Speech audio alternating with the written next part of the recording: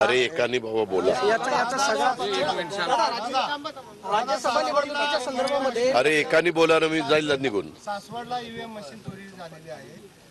दोघं चोरटे जे आहेत त्याच्यामध्ये पकडले आणि त्याच्यामध्ये अनेक अधिकाऱ्यांचे निलंबन सुद्धा झालेलं आहे. ती गोष्ट इलेक्शन कमिशननी फार सिरियसली घेतली. त्याच्याबद्दलचे चोरटे सापडलेले ते तसे बघितले तर त्यांना त्याच्यात काहीतरी असेल म्हणून त्यांनी ती चोरी केलेली दिसते. तपास चाललेला आहे. त्याच्यात ते सापडले पण SP म्हणाले होते की आम्ही 24 तासाच्या आत पकडण्याचं काम करतो, कारण CCTV मध्ये त्याच्यातले काही चेहरे दिसलेलेच होते. मात्र ती इलेक्शन कमिशनने सिरियसली घेतल्यामुळे तिथले प्रांत, तिथले तहसीलदार, तिथले काही अधिकाऱ्यांना मात्र निलंबन केलेलं आहे. काय ते बघतील ना, ते दोघं बघतील. त्याच्यात आपण काही लक्ष द्यायचं कारण नाही. ते आता नवीन जो काही इलेक्शन कमिशनने निकाल दिलेला आहे तो निकालाची सगळी माहिती घेता त्याच्या संदर्भामध्ये काय तो मार्ग काढला जाईल. त्याच क्लेमनुसार पार्टी क्लेम करते ना. ठीक आहे, आम्ही बघू ना बाबा. त्याच्यात काय राज्यसभा निवडणुकीच्या संदर्भामध्ये भाजपनं 9 नावं पाठवल्याची माहिती आहे. आपल्या पक्षाचं काय भाजपच्या संदर्भामध्ये त्यांनी किती नावं पाठवायची हा सर्वस्वी त्यांचा अधिकार आहे. किती जणांचा फॉर्म भरायचा त्यांचा अधिकार आहे. पक्षाच्या बद्दलचा अंतर्गत निर्णय घेत असतो आम्ही. परवा दिवशी आम्हाला ह्या सगळ्या इलेक्शन कमिशनने निकाल दिलेला आहे. आम्ही फॉर्म भरायच्या आधी काही प्रमुख लोक एकत्र बसून आमच्याकडे पण वेगवेगळ्या सहकाऱ्यांनी 7-8 लोकांनी मागणी केलेली आहे. आम्ही एकत्र बसून त्याच्यातनं नाव निवडू. दादा 26 जानेवारीला जी घटना झाली पत्रकारांना धक्का दिली त्याचा अजून अहवाल देखील आला नाही. कुठे? पुण्यात कार्यक्रम होता त्यावेळी तुमचं कार्यक्रम पाण्याच्या टाकीचं उद्घाटन जे तुम्ही आलेच नाही, मी नव्हतो त्यात. मी काय केलं, माझे तो कार्यक्रम केला, परेड केली, ते सगळं केल्यानंतर मी पुणे जिल्हा शिक्षण मंडळाची नियामक मंडळाची मिटिंग घेतली, वार्षिक सर्वसाधारण सभा घेतली आणि त्याच्यानंतर CM साहेबांचे फोन येत होते की तेव्हा जे काही मराठा आरक्षणाच्या संदर्भातला मुद्दा फार त्यावेळेस सेन्सिटिव्ह झाला होता आणि तो झालेला असल्यामुळं मी नंतर बाबा एकीकडे हा इतका सेन्सिटिव्ह मुद्दा आहे आणि आपण उद्घाटन करत बसायचं, मेसेज वेगळा जातो म्हणून मी ते थांबवले. मी दुपारचे सगळे कार्यक्रम रद्द केले. इव्हन सुनीलचा पण कार्यक्रम त्यांनी मोठा घेतला होता. आता मला वाटतं 11 तारखेला त्यांना वेळ दिलेली. 11 तारखेला आमचं राष्ट्रवादीचं युवकांचा एक मेळावा आहे आणि त्याच्यावेळेस ते झाल्यावर मी तिथं जाणार आहे. त्याच्यामुळं तसं आणि मग नेहमीप्रमाणे आपण बातम्या पण लावल्या. अजित पवार नॉट रिचेबल नाही लावल्या. बरं जाऊ दे.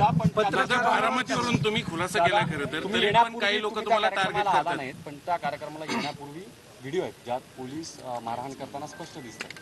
कॅमेरामन मी चौकशी करतो. बारामतीवरून तुम्ही खुलासा केला खरं तर तरी पण काही लोक तुम्हाला टार्गेट करताय ठरवून. जाऊ दे आता, ठीक आहे. प्रत्येकाचे दिवस असतात. काहींना असं वाटतं टार्गेट केलं की अजित पवारची बदनामी म्हणून करतात. दादा बारामतीच्या संदर्भामध्ये बावनकुळे साहेब असं म्हणतायत की दादांनी त्या जागेच्या संदर्भात निर्णय घ्यायचा आहे. त्याच्या आधी बावनकुळे असं सातत्यानं सांगायचे की नाही ती जागा भाजपच लढवणार. ठीक आहे, आम्ही एकत्र बसून निर्णय घेऊ. तुम्हाला सांगू, शिंदे साहेबांना किती जागा गेल्यात त्यांच्या पक्षाला, आम्ही किती जागा लढवतोय 48 पैकी, भाजप किती जागा लढवतोय, हे सगळं आपल्याला नीटपणे सांगू. इतर कोण मित्र पक्ष आले तर त्यांना किती जागा मिळतात. रोज नवीन बातम्या त्या बाबतीमध्ये पसरतायत. चर्चा होती, दबक्या आवाजात होती, कोण दृश्य अदृश्य असं सगळंच काहीतरी. प्रत्येकाला जे काही बोलण्याचा अधिकार आहे संविधानाने दिलेला आहे त्या प्रकारे सगळे बोलत आहेत. संजय राऊत रोज वेगळे गुंडांची मग काय करू करतात हे. या सगळ्या याचा सगळा जो परिणाम आहे तो पोलिसांच्या मॉरलवर होतो का? कारण की अनेक नेते त्यांना भेटतात. एक मिनिट, आम्ही ज्यावेळेस, तुम्ही मला खूप वर्ष ओळखता, मी नेहमी माझ्या बरोबर असतात त्यांना सांगतो की जे गुंड प्रवृत्तीचे त्यांना अजिबात माझ्या जवळपास फिरकून देऊ नका. त्याच्यामुळे मी माझा कटाक्षाने प्रयत्न करतो. तरी देखील परवा एक घटना, परवा म्हणजे मधी एक आमच्या इथला दत्ता सावंत म्हणून एका वृत्तपत्राचा बातमीदार होते बरेच दिवस. मी त्यांना गेले 20-25 वर्ष ओळखतो. ते माझ्याकडे आलेले होते.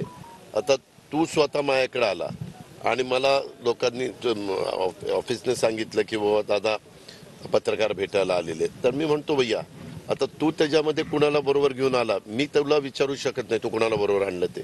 तर तू माझ्या ओळखीचा आहे, आपण तुझ्याशी बोलतोय, मी त्याच्याशी बोलत होतो. मी नंतर त्याला फोन केला, तो फोटो पब्लिश झाला ना, अरे म्हणले कोण सिमी का काय ते आणला, तू काय चालवलंय. तो म्हणला दादा माझी चूक झाली.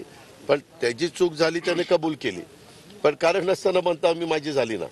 किंवा मधी पण जे काही पारच्या बाबतीत तुम्ही प्रश्न विचारला तेव्हाही मी सांगितलं होतं, माझ्याही बाबतीत एकदा आजमबाई पानसरेंनी असेच एक घटना घडली.